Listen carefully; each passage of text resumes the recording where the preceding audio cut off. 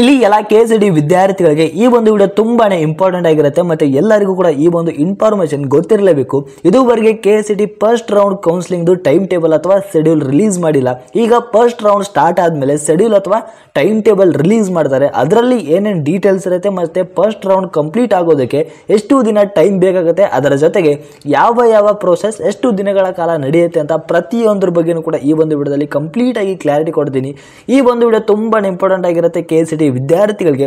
So ವಿಡಿಯೋನ ಪ್ರತಿಯೊಬ್ಬರು ಕೂಡ ಸ್ಟಾರ್ಟಿಂಗ್ ಇಂದ ಎಂಡ್ ವರೆಗೂ ಕಂಪ್ಲೀಟ್ ಆಗಿ ನೋಡಿ, ನಿಮಗೆ ಎಲ್ಲ ಇನ್ಫಾರ್ಮೇಶನ್ ಕೂಡ ಸಿಗುತ್ತೆ. ಅದಕ್ಕಿಂತ ಮುಂಚೆ ಯಾರು ಚಾನಲ್ಗೆ ಸಬ್ಸ್ಕ್ರೈಬ್ ಮಾಡ್ಕೊಂಡಿಲ್ಲ ಪ್ರತಿಯೊಬ್ಬರು ಕೂಡ ಸಬ್ಸ್ಕ್ರೈಬ್ ಮಾಡ್ಕೊಳ್ಳಿ ಮತ್ತೆ ಈ ಒಂದು ವಿಡಿಯೋಗೆ ಒಂದು ಲೈಕ್ ಕೊಟ್ಬಿಟ್ಟೇನೆ ವಿಡಿಯೋ ನೋಡೋದಕ್ಕೆ ಸ್ಟಾರ್ಟ್ ಮಾಡಿ. ಯಾಕಂದ್ರೆ ನೀವು ಕೂಡ ಒಂದೇ ಒಂದು ಲೈಕ್ ಮತ್ತೆ ಸಬ್ಸ್ಕ್ರೈಬ್ ಇಂದ ನಿಮಗೆ ಇದೇ ರೀತಿ ಕಂಟಿನ್ಯೂಸ್ ಆಗಿ ಅಪ್ಡೇಟ್ ನ ಕೊಡಬಹುದಾಗಿರುತ್ತೆ. ಈಗ ಡೈರೆಕ್ಟ್ ಆಗಿ ವಿಡಿಯೋ ಬಗ್ಗೆ ಬರೋದಾದ್ರೆ, ಇಲ್ಲಿ ಮೊದಲು ಸೀಟ್ ಮ್ಯಾಟ್ರಿಕ್ಸ್ ರಿಲೀಸ್ ಮಾಡ್ತಾರೆ ಮತ್ತೆ ಆಪ್ಷನ್ ಎಂಟ್ರಿಗೆ ಡೇಟ್ ನ ತಿಳಿಸ್ತಾರೆ. ಮತ್ತೆ ಇಲ್ಲಿ ಬಹಳ ಜನ ವಿದ್ಯಾರ್ಥಿಗಳಿಗೆ ಕಾಮನ್ ಆಗಿ ಒಂದು ಡೌಟ್ ಇರೋದೇನೆಂದ್ರೆ, ಆಪ್ಷನ್ ಎಂಟ್ರಿ ಮಾಡೋದಕ್ಕೆ ಎಷ್ಟು ದಿನ ಟೈಮ್ ಇರುತ್ತೆ ಅಂತ. ಇದ್ರ ಬಗ್ಗೆ ಹೇಳೋದಾದ್ರೆ, ಆಪ್ಷನ್ ಎಂಟ್ರಿ ಮಾಡೋದಕ್ಕೆ 3 ರಿಂದ 4 ದಿನಗಳವರೆಗೆ ಟೈಮ್ ಇರುತ್ತೆ.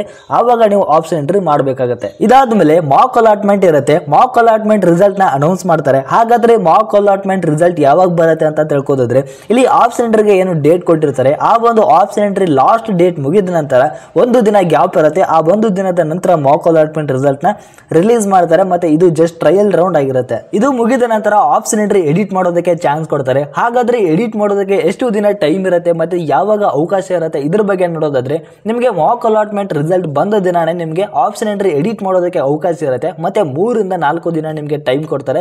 ಸೊ ನೀವು ಆಪ್ಷನ್ ಎಂಟ್ರಿ ಎಡಿಟ್ ಮಾಡ್ತೀರಾ. ಸೊ ಇದಾದ ನಂತರ ಮಾಡುವಂತ ಆಪ್ಷನ್ ಎಂಟ್ರಿ ಫೈನಲ್ ಆಗಿರುತ್ತೆ. ಇದರ ಪ್ರಕಾರ ಫಸ್ಟ್ ರೌಂಡ್ ಮತ್ತೆ second round, second extended round ಈ ರೀತಿ ಕೌನ್ಸಿಲಿಂಗ್ ನಡೆಯುತ್ತೆ. ಸೊ ಫೈನಲ್ ಆಪ್ಷನ್ ಎಂಟ್ರಿ ಮುಗಿದ ನಂತರ 2 ದಿನಗಳ ನಂತರ ಫಸ್ಟ್ ರೌಂಡ್ ಸೀಟ್ ಅಲಾಟ್ಮೆಂಟ್ ಆಗುತ್ತೆ. ಇಲ್ಲಿ ಸಿಕ್ಕಂತ ಕಾಲೇಜ್ಗೆ ನೀವು ಅಡ್ಮಿಷನ್ ಮಾಡಬಹುದು. ಇಲ್ಲ ಅಂತ ಹೇಳಿದ್ರೆ ನೆಕ್ಸ್ಟ್ ರೌಂಡ್ ಗೆ ಹೋಗಬಹುದು. ಈ ರೀತಿ ನೆಕ್ಸ್ಟ್ ರೌಂಡ್ ಹೋಗೋದಕ್ಕೆ ಚಾಯ್ಸ್ ಎಂಟ್ರಿ ಇರುತ್ತೆ. So first round seat allotment ಆದ ನಂತರ ನೋಟಿಫಿಕೇಶನ್ ರಿಲೀಸ್ ಮಾಡ್ತಾರೆ. ಸೊ ಫಸ್ಟ್ ರೌಂಡ್ ಕಂಪ್ಲೀಟ್ ಆಗೋದಕ್ಕೆ ಸುಮಾರು 10 ರಿಂದ 12 ದಿನಗಳವರೆಗೆ ಕಾಲ ಟೈಮ್ ಬೇಕಾಗುತ್ತೆ. ಮತ್ತೆ ಈ ಒಂದು ವಿಡಿಯೋ ನಿಮಗೆ ಏನಾದರೂ ಹೆಲ್ಪ್ ಆಗಿದ್ರೆ ಪ್ರತಿಯೊಬ್ಬರು ಕೂಡ ಒಂದು ಲೈಕ್ ಕೊಟ್ಟು ಪ್ರತಿಯೊಬ್ಬರು ಕೂಡ ಸಬ್ಸ್ಕ್ರೈಬ್ ಮಾಡ್ಕೊಳ್ಳಿ. ನಿಮಗೆ ಇದೇ ತರ ಕಂಟಿನ್ಯೂಸ್ ಆಗಿ ಲೇಟೆಸ್ಟ್ ಆಗಿ ಅಪ್ಡೇಟ್ ಬರ್ತಾ ಇರುತ್ತೆ. Thank you.